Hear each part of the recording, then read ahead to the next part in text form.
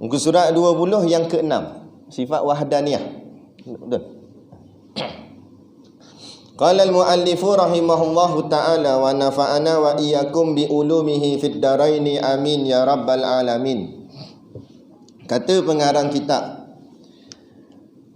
yang ke-6, al-wahdaniyatu, artinya esa Allah Ta'ala pada zat, pada sifat dan pada perbuatan. Maka hakikatnya ibarat daripada menafikan berbilang pada zat, pada sifat dan pada perbuatan. Sama ada bilangan yang muttasil, yang berhubung, atau bilangan yang munfasil, yang bercerai. Adapun makna esa Tuhan pada zat itu, iaitu menafikan kam muttasil pada zat, menafikan bilangan yang berhubung pada zat. Seperti tiada zat Tuhan bersusun daripada darah, daging, tulang, urat, dan menafikan kam munfasil pada zat, menafikan bilangan yang bercerai pada zat Tuhan. Seperti tiada zat yang lain menyamai seperti zat Allah Ta'ala. Baik, kita pergi tengok ni dulu.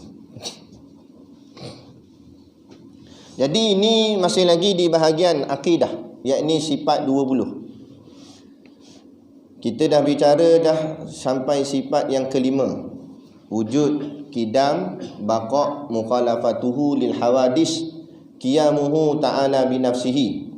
Kemudian yang keenam ni kita sambung wahdaniyah.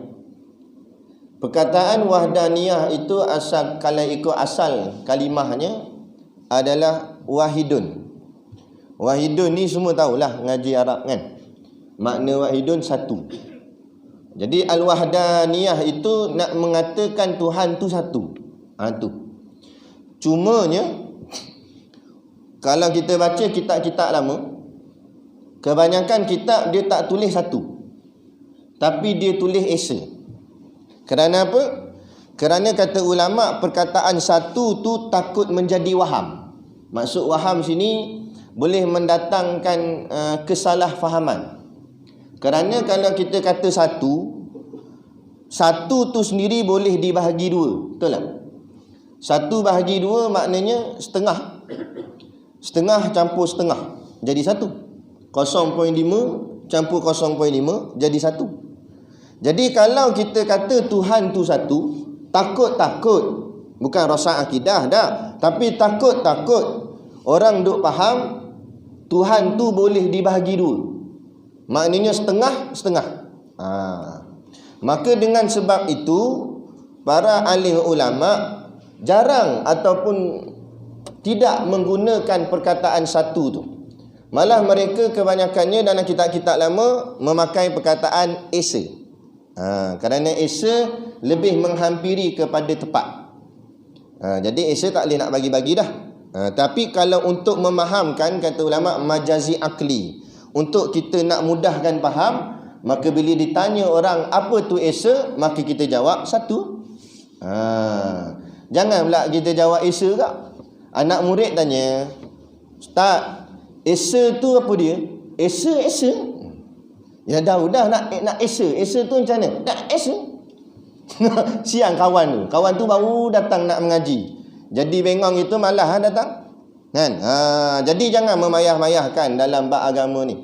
Jadi boleh kata esa tu satulah. Cumanya kita tak nak guna perkataan satu, takut salah faham. Satu tu boleh bagi dua, tapi nak fahamkannya satu lah tu.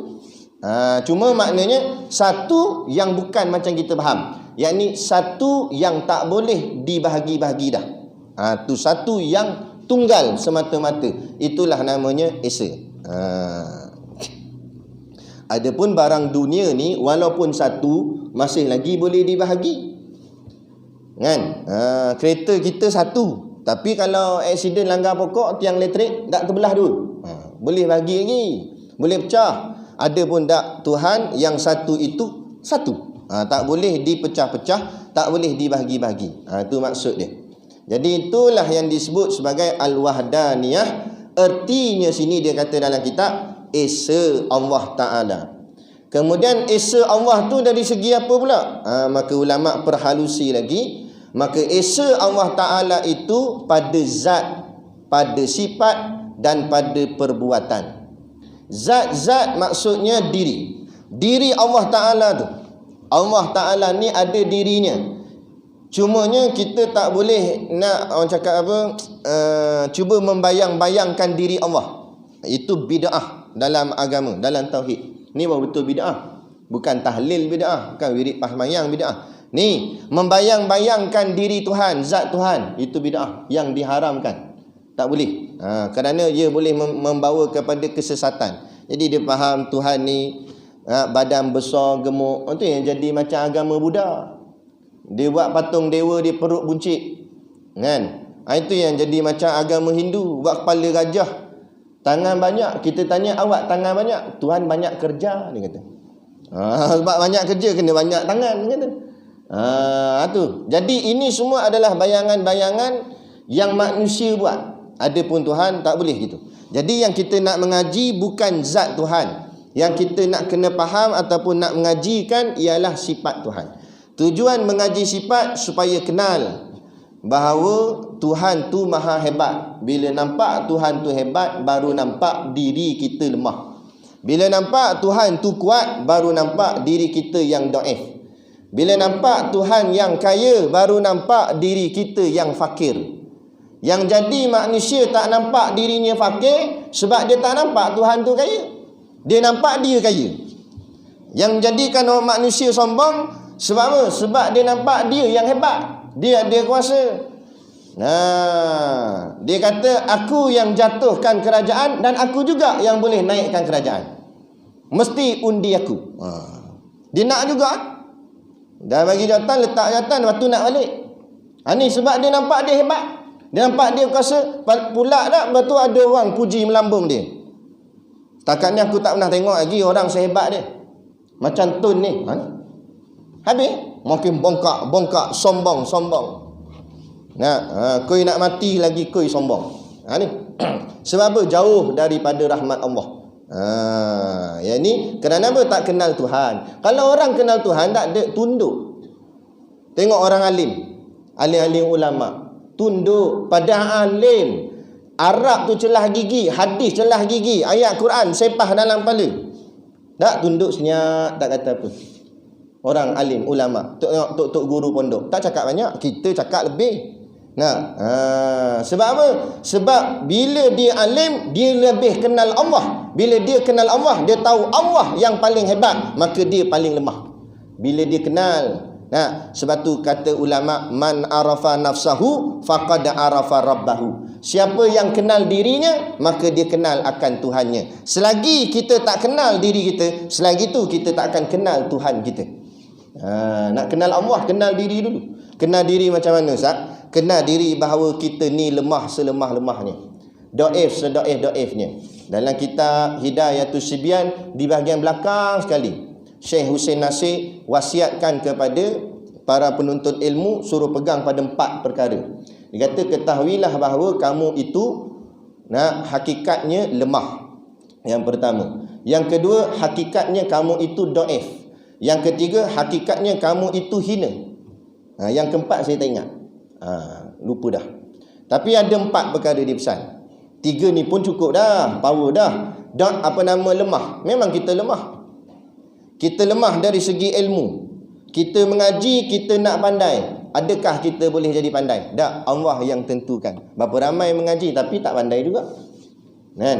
Kita lemah dari segi umur. Semua orang nak muda, tapi koi hari koi tua, koi hari koi tua. Boleh lawan? Tak boleh lawan. Semua orang nak sihat, tapi boleh sihat. Kalau Allah nak kata sakit, tetap sakit. Kan? Jadi itu semua kuasa Allah. Bila pandang baru nampak, oh lemahnya aku. Macam corona ni lah. Allah hantar corona ni, tuan-tuan. Allah nak tundukkan keegoan, kesombongan. Kan? Lepas tu dalam ayat Quran, dalam Al-Baqarah, ayat apa? Lupa, tak ingat. Allah sebut, Inna Allah la yastahi ayyak riba masalam ma ba'udatan fama fauqaha.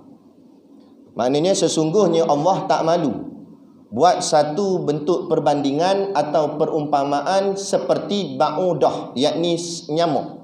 Fama fauqaha, atau yang lebih daripada itu. Nyamuk ni natang kecil, halus.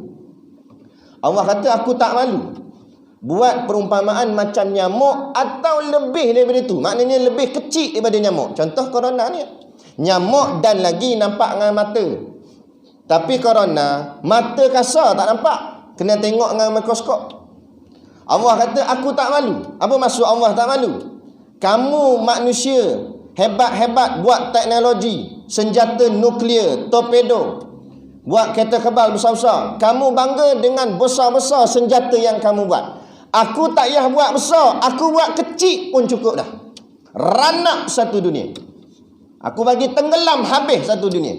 Tak payah kata hancur, ekonomi habis punah. Allah nak tunjuk kuasa dia. Tak payah aku buat torpedo. Hampa bangga lah buat torpedo, buat apa nama kereta kebal besar-besar, jentera besar-besar. Tak payah, aku tak payah buat jentera besar. Aku hantar corona sudah. Sampai tak boleh nampak dengan mata. Habis semua orang takut. Habis semua habis tutup lingkup. Dengan ekonominya apa semua, Allah nak tunjuk kekuasaan dia. Allah nak tunjukkan kesombongan. Sebab tu orang yang beriman, bila dia nampak perkara ini, dia akan nampak ini adalah daripada Tuhannya. Fa ammal ladzina amanu faya'lamuna annahu al-haqqu min rabbihim.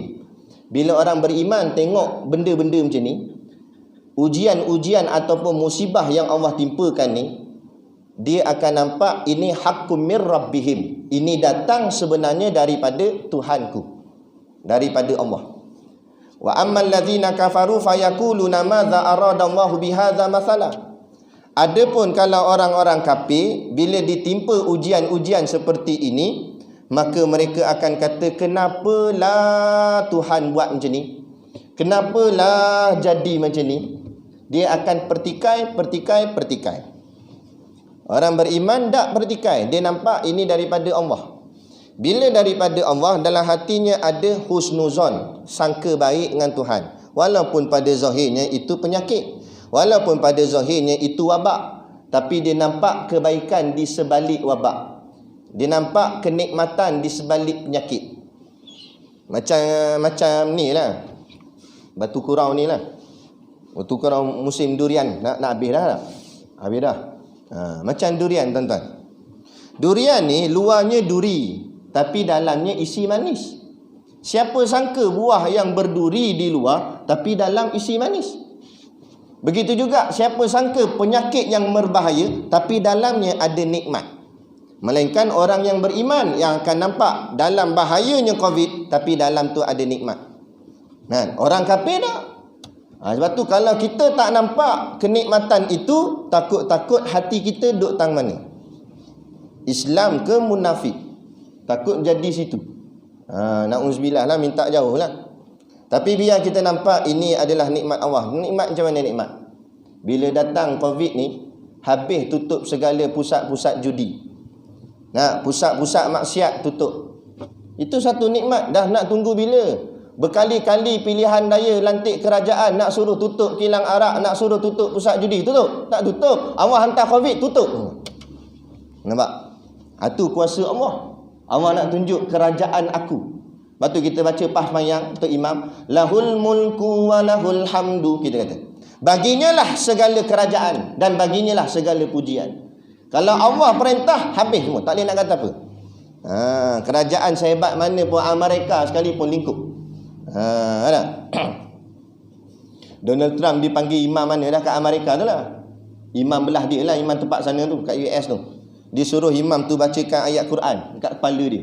Mana dia takut juga. Dia percaya ke ayat Quran ni boleh lindung dia. Tapir dia tu. Nak ceritanya, Allah nak tunjukkan kekuasaan Allah. Kemudian Allah tunjukkan kesombongan manusia. Dulu kan main, ada title doktor pakar pula lagi. Banyak orang merawat dekat hospital, dia sihat. Lah ni Allah hantar COVID, mana lagi doktor pakar? Lah kali dengan doktor pakar mati. Allah nak tunjuk. Mana teknologi kamu, laser kamu, scan kamu, x-ray kamu, hebat kan, mesin canggih-canggih kan? Buat lah. Tak boleh nak buat. Sampailah tak selesai lagi. Supaya hati kita tunduk. Sehebat mana pun kita, tak salah lah mengaji kedoktoran, mengaji medik, mengaji sains, nak sampai PhD ke apa D pun, belajarlah. Tapi jangan sombong. Ingat kita di bawah kekuasaan Allah. Kita bawah langit Allah. Kita duduk atas tanah Allah. Ni semua milik Allah. Kan? Ingat yang tu. Maknanya kalau orang ada kenal Allah dalam hatinya, ada ma'rifah, macam mana hebat pun jawatan pangkat dia pegang, dia tak akan melampaui batas. Sebab apa? Sebab dia kenal segala yang dia milik dan segala dia kecap bukan milik dia, tapi adalah milik Allah. Tapi orang yang tak ada ma'rifatullah, yang tak kenal Allah, dia nampak aku. Ni yang disebut oleh ulama sebagai sifat anani, sifat keakuan. Ini sifat keakuan lebih bahaya daripada COVID-19 tu sendiri. COVID-19 kalau kena pun, katalah takdir kena, mati. Tapi kalau dalam hati ada iman, matinya beriman. Walaupun kita mungkin tak kena COVID-19, tapi kalau kita terkena anani, terkena kesombongan, riak, takabur, mati dalam kesombongan, mati sebagai fasik. Lebih parah kalau takut-takut Allah tak terima iman, mati kafir. Itu lebih bahaya. Tapi orang tak nampak yang ni. Lepas tu hari ni dia bicara, kadang-kadang ada kat yang jenis naik angin. Dia kata, kenapa masjid tak boleh buka? Kenapa semayang jarak-jarak? Kita takut Allah ke takut corona? Dia.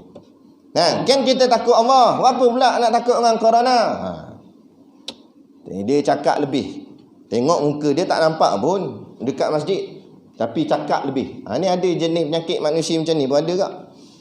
Yang kita buat ni semua ni arahan siapa ni? Tok Mufti, alim-alim ulama. Ulama dengan kita berapa jarak jauh? Kan? Tanya balik diri kita masing-masing lah. Berapa surah Quran dalam kepala kita? Berapa patah hadis ada dalam kepala kita? Nak banding dengan alim ulama. Kalau tak Quran hadis pun, tanyalah balik rumah, buka almari, berapa banyak kitab yang ada lekat dekat dalam rak almari kita banding dengan rumah alim ulama. Berapa jilid kitab bersusun. Kan? Kalau yang tu pun kita tak boleh nak lawan, lepas tu jangan kita lawan lah fatwa ataupun keputusan alim ulama. Mereka buat bukan ikut emosi, mereka buat berdasarkan dalil Quran hadis. Nak bicara tentang takut corona ke takut Allah, mudu. Mulut bukan main tutup dengan mask, tapi kan seluar pendek. Tu mana takut Allah ke takut corona? Doktor suruh tutup mulut, mu tutup mulut. Allah suruh tutup aurat, mu tak tutup aurat. Ni macam mana? Sembangkan main kemah. Patut kalau mu takut dengan penyakit, mu lebih takut lagi dengan Allah, mu tutup aurat. Nak tutup mulut pakai mask tu lantaklah, tak kisahlah. Kita berhati-hati, berikhtiar. Tapi yang Allah perintah, awak tak taat.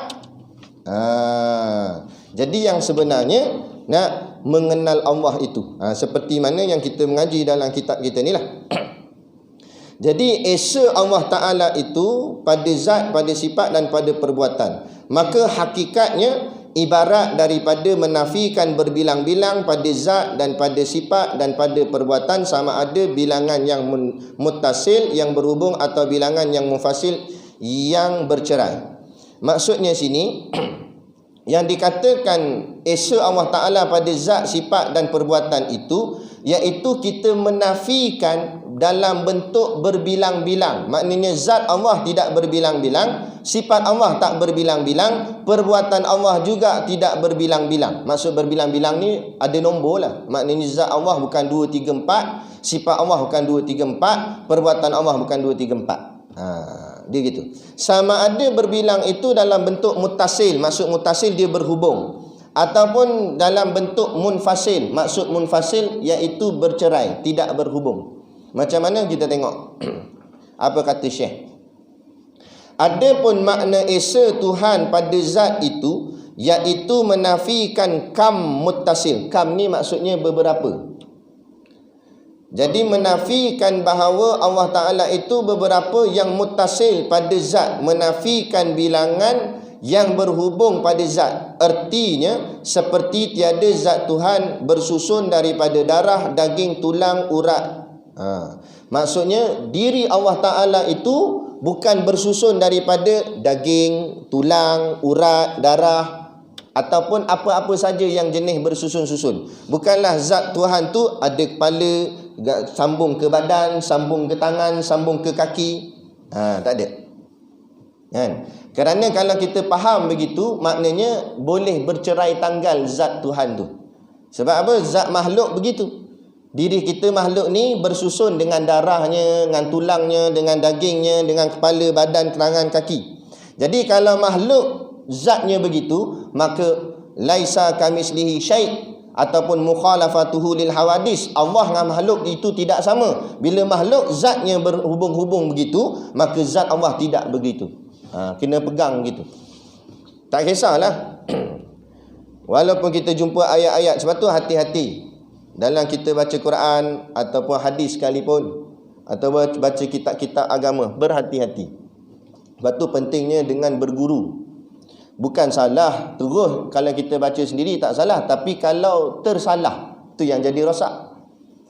Seperti mana fahaman Wahabi. Pegang yadullahi fawqa aydihim, tangan Allah di atas tangan mereka. Bila tanya tangan, Allah ada tangan. Rosak akidah. Kita akidah ahli sunnah wal jamaah, dia ada dua. Satu dipanggil salafi, satu lagi dipanggil khalaf. Pegangan orang salaf bahawa dia kata yadullahi fawqa aydihim, tangan Allah di atas tangan mereka tu, yang dimaksudkan dengan tangan itu kita serah pada Allah, dia kata. Jangan bicara langsung. Bila tanya apa maksud tangan pada ayat ni, wallahu a'lam, aku tak tahu. Itu golongan salaf. Tapi golongan Wahabi yang konon-konon mengaku salafi, dia kata tangan macam tangan, tapi tangan Allah. Situ yang jadi rosak akidah. Adapun yang sebenar-benar salaf, kurun 1, kurun kedua dan kurun ketiga hijrah, itu panggil salaf. Zaman lah mana ada salaf dah. Salaf zaman dulu. Ulama-ulama zaman salaf, seperti ulama-ulama yang namanya Imam Syafi'i, Imam Hanbali, itu semua ulama salaf. Mereka berpegang bahawa tangan tu jangan bicara, serah terus. Ayat itu dipanggil ayat mutasyabihat. Wallahu a'lam, kita tak tahu, jangan takwil. Adapun ada ulama yang terkemudian, masih lagi duduk di dalam ahli sunnah wal jamaah, mereka dipanggil ulama khalaf. Mereka mentakwil ayat-ayat mutasyabihat dengan takwilan yang berhati-hati, dipanggil ihtiyat, berhati-hati. Maka bila ditanya pada mereka ni tentang ayat seperti ini, yadullahi fawqa aydihim, tangan Allah di atas tangan mereka, maka mereka kata tangan itu ditakwil dengan kuasa. Maksudnya kuasa Allah di atas kuasa mereka. Maknanya kita macam mana ada kuasa pun, kuasa Allah lebih besar daripada kuasa kita. Itu maksudnya. Itu yang takwil. Tapi kita pergi faham, baca sendiri. Quran digi baca sendiri. Baca memang baca dah, tapi jangan duk orang pandai-pandai faham sendiri. Dia tengok, oh tangan, oh Tuhan ada tangan. Habis rosak akidah. Boleh rosak akidah, jadi sesat. Jadi kalau dengan tangan tadi, maknanya ternafilah wahdaniyah ni, maknanya zat Allah itu berhubung-hubung. Mana boleh zat Allah tidak berhubung-hubung? Tidak macam makhluk ni ada tangan, ada kaki, ada. Kadang-kadang kita jumpa ayat wajah Allah. Jadi wajah tu jangan pandai-pandai. Kita duk faham, oh wajah Allah ada muka lah. Tak, jangan. Hati-hati. Sebab perkataan tu boleh berbagai-bagai makna. Macam contohlah, Tok Siak bagi tahu. Dia bagi tahu ke pengusi. Pengusi asal tadi kaki tangan KKM datang masjid kita. Jadi pengusi pun kata, kaki dengan tangan dia datang, badan tak datang. Ada kata bengong. Maksud kaki tangan, walaupun perkataannya kaki tangan, bukan maksud kaki tangan, tapi maksudnya staff. Jadi sama juga macam tangan yadullahi fawqa aydihim tadi. Jangan faham terus tangan. Mungkin boleh jadi dengan makna lain. Sebab satu perkataan tu boleh bagai-bagai makna. Macam-macam makna. Macam orang tanya, hang duduk mana? Aku duduk jelai. Orang cakap apa? Hang duduk kat mana? Dia kata, aku duduk kat jelai. Hang duduk kat jelai, tak bangun-bangun. Betul? Perkataan duduk, duduk. Tapi perkataan duduk yang sama boleh dengan makna tempat tinggal. Nampak? Jadi satu perkataan boleh dengan bagai-bagai makna. Jadi jangan terus kita memandai-mandai. Jalan selamatnya Bila baca Quran, nak baca terjemahan, baca. Tapi kalau ada ayat yang mengelirukan kita, jangan kita buat faham-faham sendiri. Buka kitab tafsir yang muktabar, tafsir yang dipercayai. Sekarang ni ada viral kat WhatsApp, dia share link Quran. Link Quran, kalau kita tekan link tu keluar Quran dengan tafsiran dia sekali. Saya dah rujuk dah orang yang share tu. Bila kita buka link tu, tafsiran dia tafsiran Wahabi. Hati-hati, hari ni mereka sedang masuk ke dalam alam masyarakat. Kalau orang tak ada ilmu, mudah terpedaya. Ni yang ditakuti oleh Rasulullah zaman fitnah ni. Di hujung jari je fitnah berleluasa pada diri kita. Tak payah nak keluar rumah, dalam rumah, kat tangan, telefon saja, macam-macam ada. Nah, tu belum Syiah ni lagi dan macam-macam. Sebab tu penting pengajian yang orang cakap secara tepat. Pengajian yang berguru, kitab-kitab lama, kitab-kitab turas, kan, ngaji dengan tok-tok guru pondok dan sebagainya. Biar clear betul-betul akidah kita tu. Faham betul-betul. Tu. Jadi atau bilangan yang munfasil, yang bercerai. Ataupun yang jenis bercerai. Adapun makna esa Tuhan pada zat itu, iaitu menafikan mutasil pada zat, menafikan bilangan yang berhubung pada zat, seperti tiada zat Tuhan bersusun daripada darah, daging, tulang, urat. Jadi jangan faham zat Tuhan tu bersambung-sambung seperti macam zat kita makhluk, ada darah, ada daging, ada tulang, ada urat. Tak begitu. Dan menafikan munfasil. Munfasil ni yang bercerai, maknanya dia berpisah tapi berbilang juga. Maknanya ni zat Allah, ini pun zat Allah. Maknanya ada dua zat Allah. Ni pun zat Allah, ni pun zat Allah. Ada dua diri. Walaupun tak berhubung, itu juga kita rad, kita nafikan. Menafikan bilangan yang bercerai pada zat Tuhan, seperti tiada zat yang lain menyamai seperti zat Allah Ta'ala. Jadi iktikad kita, akidah ahli sunnah wal jamaah berpegang diri Allah tidak ada siapa yang serupa sebiji macam diri Allah. Diri Allah semata-mata. Lepas tu kita baca la ilaha illallah wahdah, ditambah belakang tu wahdah. Tidak ada Tuhan yang berhak disembah melainkan Allah semata. Wahdah, hanya dia saja. Tak ada yang lain. Allah tu saja. Zatnya satu tu je. Macam diri kita boleh jadi ada pelanduk dua serupa. Kan? Boleh jadi mungkin tak kat jelai, kat tempat lain. Tengok muka sama, suara pun kadang-kadang sama. Kan? Macam siapa yang biasa dengar Ustaz Haryanto. Kalau kita pejam mata, sekali-sekali kita dengar suara Ustaz Haryanto, sebiji macam Ustaz Ismail Kamus. Walaupun rupa tak sama, tapi suara hampir sama. Jadi kadang-kadang benda tu boleh ada keserupaan sebab makhluk. Adapun Tuhan tak ada. Zat Allah saja. Tak ada siapa yang serupa yang sama. Walam yakul lahu kufuwan ahad, dan tidak ada siapa yang sekufu. Maksud sekufu sini serupa dengan Allah Ta'ala. Dalam surah Al-Ikhlas tu. Kemudian lagi makna esa Tuhan pada sifat. Sifat pula. Yang dimaksudkan dengan sifat di sini ialah sifat ma'ani. Yang dimaksudkan sifat dalam kitab ni ialah sifat ma'ani. Apa dia sifat ma'ani? Kudrat, iradat, ilmu, hayat, sama', basar, kalam. 7 tu. Jadi yang dia katakan makna esa Tuhan pada sifat, yakni sifat ma'ani tu, iaitu menafikan muttasil pada sifat, menafikan bilangan yang berhubung pada sifatnya. Maknanya sifat Allah itu tidak berhubung-hubung, iaitu tidak sekali-kali bagi Allah Ta'ala pada satu jenis sifat, dua sifat seperti dua kudrat, dan menafikan munfasil. Dan maksudnya setiap satu jenis sifat bukan ada dua. Maknanya memanglah kalau kita bicara sifat Allah tu ada banyak. Contohnya dalam ma'ani tadi ada 7 sifat, tapi setiap satu jenis tu satu tu je. Maknanya kudrat, satu kudrat. Tak ada kudrat 1, kudrat 2, kudrat 3. Kalau iradat tu satu je. Tak ada iradat 1, iradat 2, iradat 3, tak ada. Maknanya kudrat 1, iradat pun 1, ilmu 1, hayat 1, sama' 1, semua tu 1. Semua tu tunggal, esa. Maksudnya tu. Macam mana Ustaz? Tak apa nak faham. Kalau nak fahamnya tengok makhluk. Sebab Allah ni bersalahan dengan makhluk. Apa yang kita ada takkan ada pada Tuhan. Macam tu pegang. Tu je kunci dia. Jadi tengok makhluk. Makhluk ni sifat dia ada 2, 3. Contoh kita ambil kudrat lah. Kudrat ni bahasa kita panggil tenaga, kemampuan untuk angkat satu-satu barang, panggil kedrat tu. Kan? Kedrat kita tak sama kanan dengan kiri. Jadi kedrat kita ada kedrat satu, ada kedrat dua. Contoh, tangan kanan boleh angkat 10 kilo beras. Tangan kiri nak angkat 10 kilo tak larat, dia boleh angkat 5 kilo. Sebab tangan kiri sakit sikit.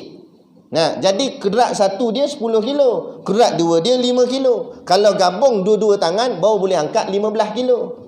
Nah, jadi dia ada kedrat satu, ada kedrat dua. Itu makhluk. Ada kedrat tiga, ada kedrat empat.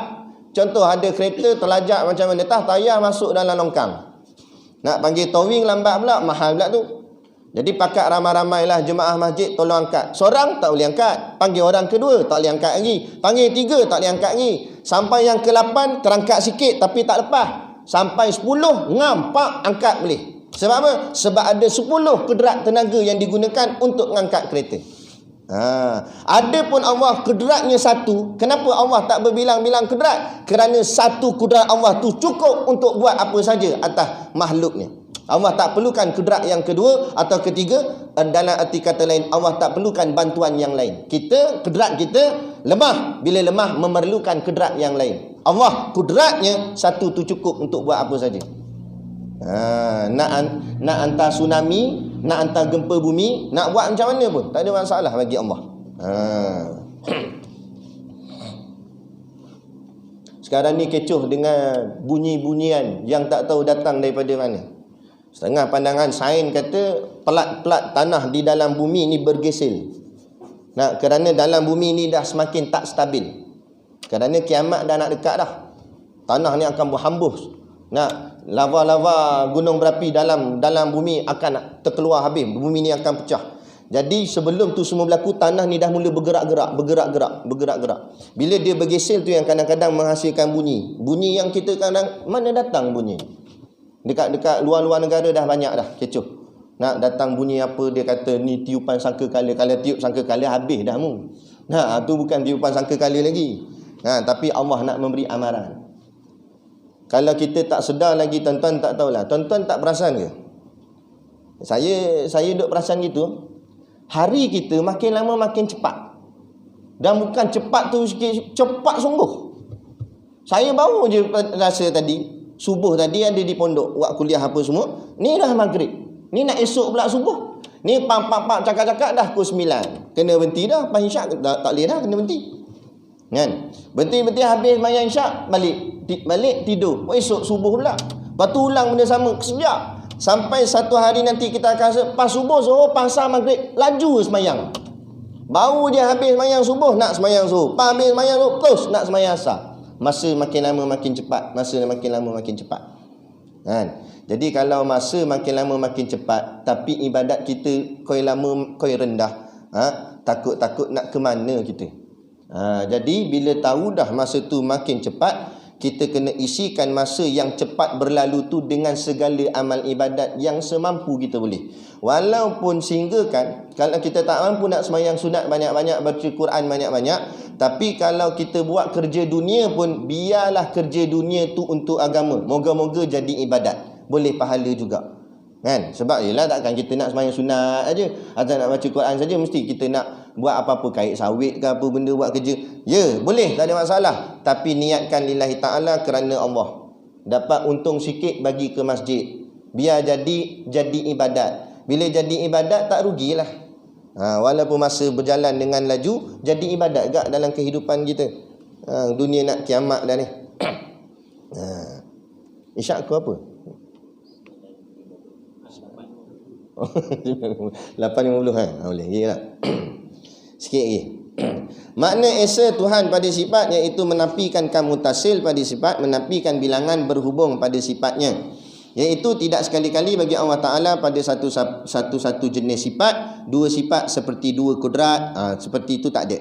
Dan menafikan kam munfasil yang bercerai, dan sifat Allah itu bukan bercerai-cerai. Pada sifat menafikan bilangan-bilangan yang bercerai pada sifat, iaitu tidak ada sifat yang lain menyamai sebagaimana sifat Tuhan. Ataupun Allah ada sifat kudrat, tiba-tiba ada yang lain pun ada sifat kudrat yang sama macam Allah punya kudrat. Ataupun iradat, kita tak kisahlah sifat-sifat yang ma'ani tadi tu. Allah ada kuasa tiba-tiba ada yang lain boleh berkuasa macam Allah berkuasa juga. Tak, mustahil, akal tak boleh terima. Kalau siapa etikad gitu, rosak akidah, jadi kafir. Tapi kadang-kadang tanpa kita sedar jadi macam tu. Kan? Maksud sifat kudrat Allah memberi bekas, boleh mengadakan dan boleh meniadakan. Atau dengan kata lain, dialah yuhyi wa yumit. Dia yang menghidupkan serta mematikan. Tak ada siapa yang boleh menghidup dan mematikan. Tak ada siapa yang boleh mengada dan meniadakan. Illallah, hanya Allah. Tu kalimah la ilaha illallah tu. Tiba-tiba kemah dah kita ratib la ilaha illallah, la ilaha illallah. Tiba-tiba takut ngantuk bomoh santau. Santau dengan main boleh buat mati tu. Santau lah. Tapi yang matikan santau ke Allah. Tu soal akidah tu. Jangan buat main. Dulu saya ada satu orang. Dia datang jumpa saya. Dia kata, Ustaz boleh ngobat-ngobat rawat ni tak? Ruqyah ni. Adalah kita belajar dulu sikit-sikit. Boleh lah. Ustaz ruqyah saya. InsyaAllah kita pun pesan lah apa benda nak kena bawa. Kita kata sediakan air gitu ginilah, garam apa semua, ikut kaedah yang kita belajar lah. Lepas tu sebelum kita nak balik tu dia kata, Ustaz awak dah Ustaz boleh buat ke? Kenapa? Tak adalah, saya tengok Ustaz ni kurus keding. Dah tu dah bomoh sebelum Ustaz ada 2 orang Ustaz dah pernah berubat saya. Dua-dua Ustaz muntah darah. Ustaz ni dah lah kurus keding. Takut-takut bukan setakat darah je muntah, dengan tulang-tulang muntah. Saya kata kalau macam tu saya tak jadilah buat. Ustaz takut Tak, saya tak takut. Betul, kenapa Ustaz tak jadi buat? Sebab iman dalam hati kamu sudah rosak. Bila hati kamu nampak bomoh tu lebih berkuasa, lebih besar daripada Allah dalam hati kamu. Kamu nampak bomoh tu lagi boleh mencederakan, boleh memudaratkan. Kamu tak nampak Allah yang berkuasa. Kalau macam inilah akidah kamu, pegangan kamu, kalau saya baca sebiji Quran daripada Fatihah sampai Suratul Nas 114 ayat yang terakhir, saya baca sebiji Quran, jin dalam badan kamu tetap takkan keluar, malah sambil berjoget lagi. Sebab apa? Sebab tuan badan sendiri akidah sudah salah. Tuan badan sendiri akidah sudah sesat. Habis. Jangan sampai macam tu. Tengok ke jubah kan main, tengok ke janggut kan main. Tapi takut dengan makhluk. Ada orang viral video kat WhatsApp, dia hantar ke saya. Ada satu orang ustaz, dia ngaji pondok kat pesantren di Indonesia. Dia pergi jumpa Tok Bomoh Santau. Tok Bomoh jenis amal santau ni, kan? Jangan pegang itik bagai itulah, nak baca jampi dia lah. Jadi ustaz ni kata, Tok Bomoh ni buat apa ni? Dia kata dia nak santau orang. Santau macam mana? Sampai mati, dia kata. Lepas tu ustaz tu tanya, memang mati ke orang tu? Mati, dia kata. Setakat ni di tangan dia dah 10 orang mati, dia kata. 10 orang dah mati di tangan dia, dia kata. Dia buat santau ni 10 orang dah mati. Sekali ustaz ni kata ginilah, siapa yang suruh? Dia kata ada orang minta bayar kat dia, suruh santau orang ni sebab kes bisnes lah, jual beli. Jadi ustaz ni tanya, berapa orang tu bayar? Saya bayar balik. Janji awak berhenti benda ni, jangan santau orang dah. Saya boleh bayar 2 kali ganda daripada orang tu bayar. Kata bomoh tu tak boleh. Kenapa tak boleh?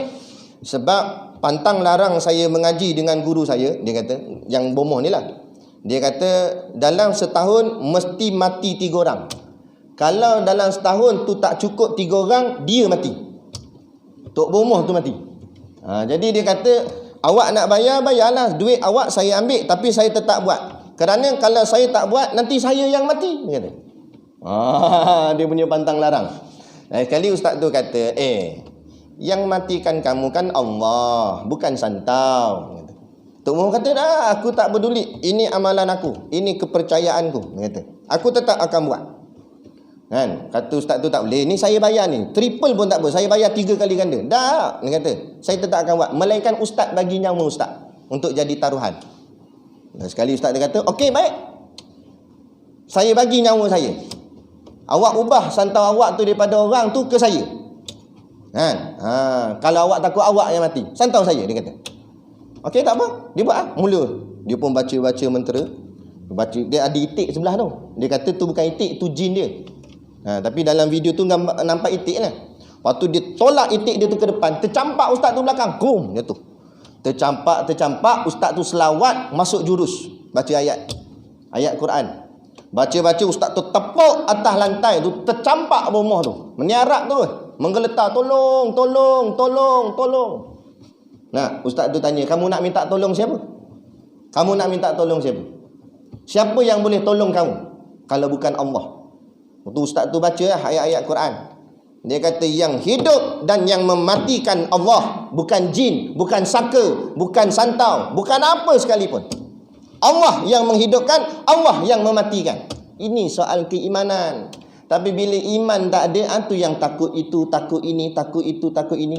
Lah kali sampai pakai pendinding pelik-pelik. Kalau pendindingnya ayat Quran boleh tahan kira. Ni pendinding pelik-pelik panggil Tok Bomoh. Nak gantung, dia kata gantung kuda laut belakang rumah, belakang pintu rumah, gantung kuda laut. Nak perompak tak masuk. Kan? Kita jawab tak payah kata kuda laut, mau gantung kuda betul pun perompak masuk dengan kuda-kuda dia ambil. Nampak? Dia percaya, mengarut percaya. Nah, ada yang kata letak Quran atas bumbung. Nah, baru kedai dia laku. Bukan suruh letak atas bumbung, suruh baca. Letak atas bumbung buat apa? Ni pelik-pelik mengarut. Yang bukan-bukan. Nah, tak ikut ajaran Islam, tak ikut alim-alim ulama. Akhirnya sedar tak sedar, dalam dia meniaga, dalam dia berjaga diri dia, nah, walaupun kaki masjid, kaki surau sekalipun, kuat semayang macam mana pun, rupanya akidah dah sesat. Sebab percaya ada kuasa lain lebih hebat daripada kuasa Allah. Tu kata, ni wahdaniyah ni. Ni penting mengaji sifat 20. Tapi bukan kita disuruh cabar mencabar orang, tak. Nah, tapi kalau orang nak buat atas kita, pegang kemah-kemah. Nah, kata Syekh Ibn Athaillah As-Sakandari, ingat, makhluk itu umpama bayang-bayang, dia kata. Bayang-bayang tak boleh bagi apa-apa. Makhluk tak boleh memberi manfaat, tak boleh memberi mudarat. Pegang kemah-kemah sampai bila-bila. Makhluk tak boleh bagi kita apa-apa kelebihan, makhluk juga tak boleh bagi kita apa-apa kesusahan. Yang bagi lebih susah semuanya Allah semata-mata. Pegang situ kemah-kemah. Allah yang bagi kita manfaat. Macam hari ni saya datang mengajar. Kalau fahamnya tuan-tuan, bukan saya yang bagi faham, Allah yang bagi faham. Saya cuma usaha baca kitab saja, ikhtiar sahaja, menjadi asbab sahaja. Tapi yang bagi Allah. Nah, ataupun datang mudarat, datang penyakit dan sebagainya, Allah yang datangkan penyakit, bukan orang lain. Allah, biar nampak semuanya Allah. Nak hidup mati kita, senang susah kita, biar nampak Allah. Itulah beza orang beriman dengan orang kafir. Kan? Ni kadang-kadang nak mendahulukan makhluk. Tak apalah sakit, Allah uji sakit. Nah, pagi tu ada appointment dengan doktor. Kalang kabut pergi jumpa doktor. Kena-kena Allah buat sihat. Cium sampai ke lutut doktor. Kan? Terima kasih doktor, terima kasih doktor. Habis jadi rosak. Biar nampak Allah lah, sebut alhamdulillah, syukur Allah yang bagikan kesembuhan. Nah, tapi kadang-kadang gitulah, kita letak Allah lah sekali. Mula-mula jumpa doktor, habis doktor jumpa. Pakar tak pakar, habis. Berbelah ribu dah habis. Lain kali tak boleh juga, doktor kata, doktor nasihat ginilah, kami dah cuba dah sedaya upaya, cuba ikhtiar berubat kampung, berubat tradisional. Tak apalah, balik pula kampung, tanya habis orang, mana boleh berubat ni, dukun itu, dukun ini. 14 negeri, 14 bomoh jumpa. Habis kata ceruk, kita tanya orang nak berubat punya pasal. Habis kat 20,000 habis duit bayar. Sampai ke Patani, sampai ke Siam habis pergi nak berubat. Lain kali tak jadi juga. Perubatan moden tak jadi, perubatan tradisional pun tak jadi. Lain kali pergi mana? Pergi masjid lama jelai. Jumpa siapa? Jumpa Tok Imam. Mang, minta tolong buat solat hajat. Lama dah sakit ni, kat 3 tahun dah. Kan? Jadi tolonglah Tok Imam buat solat hajat, minta pada Allah supaya saya sembuh. Lah kali baru nak minta dengan Allah. Sombong dan jahat, kurang hajar punya makhluk. Rezeki Allah nak, rezeki Allah ambil. Tapi bila saat Allah uji dengan kesusahan, Allah dia letak last sekali. Tak ke kau hajar punya je. Kan? Jadi kita perbetulkan balik. Dahulukan Allah dalam segala hal. Apa-apa pun baik senang, baik susah, Allah depan sekali. Allah dulu kita ucap. Tak salah nak pergi jumpa doktor, tak salah. Tapi bangunlah awal sebelum subuh buat solat hajat sendiri, tuan badan sendiri buat solat hajat, tadah tangan, ya Allah, nah, aku sakit ya Allah, engkau tahu ya Allah, yang sakit ni pun engkau yang bagi ya Allah. Pagi satgi ni pukul 10 ni aku ada appointment dengan doktor ya Allah. Jadi engkaulah yang maha menyembuhkan. Sembuhkanlah aku ya Allah dengan asbab tangan doktor ya Allah, dengan asbab doktor yang rawat. Tapi yang menyembuhkan engkau ya Allah, aku yakin padamu ya Allah. Doa gitu. Lepas tu pagi tu pergilah klinik, pergilah jumpa doktor. Doktor berubat, tengok-tengok sihat. Bila kita tengok-tengok sihat, kita nampak doktor sihatkan ke Allah sihatkan? Allah, sebab dahulu lagi kita sudah berdoa pada Allah. Maka habis dia sihat, sujud syukur terus. Allah, terima kasih ya Allah, engkau dengar permintaan aku pagi tadi ya Allah. Nampak? Baru lepas tu capai tangan doktor, terima kasih ya doktor. Dah, settle, akidah selamat. Allah kadang-kadang Allah datangkan penyakit bukan apa, Allah saja nak test je. Lepas tu ada orang Allah buat sihat, ada orang Allah buat sakit. Kan? Ada orang jaga makan macam mana pun sakit juga. Jaga makan tapi sakit juga. Sebab sakit tu asbabnya saja nampak di segi makanan, tapi sebenarnya Allah nak uji. Allah nak uji, nak tengok bila kamu sakit, kamu cari aku ke cari siapa? Tu kan?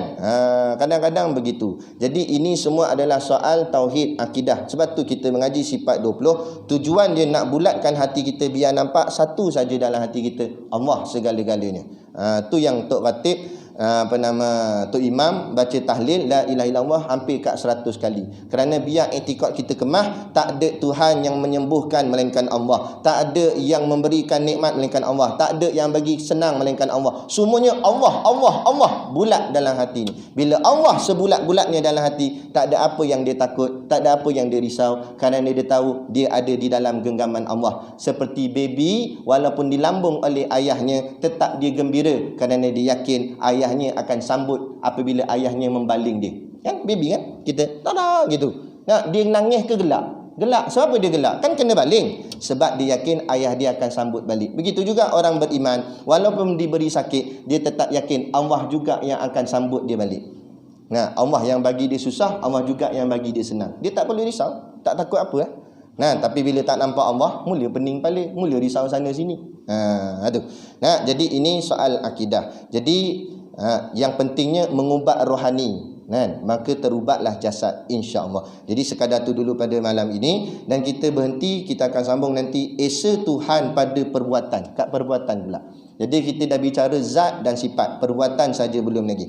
Jadi sekadar tu dulu pada malam ni. Wabillahi taufik wal hidayah. Assalamualaikum warahmatullahi wabarakatuh.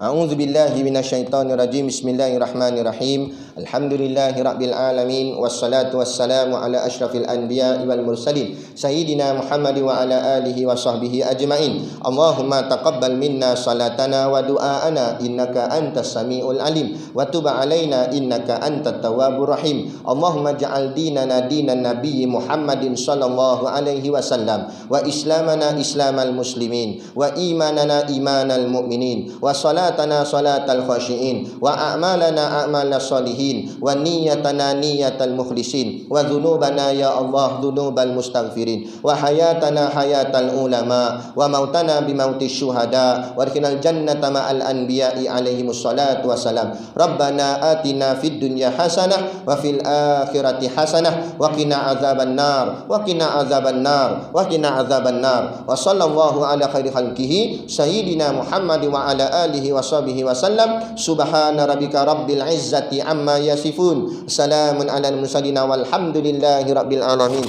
Amin ya rabbal alamin. Taqabbalallahu minna wa minkum. Takbir.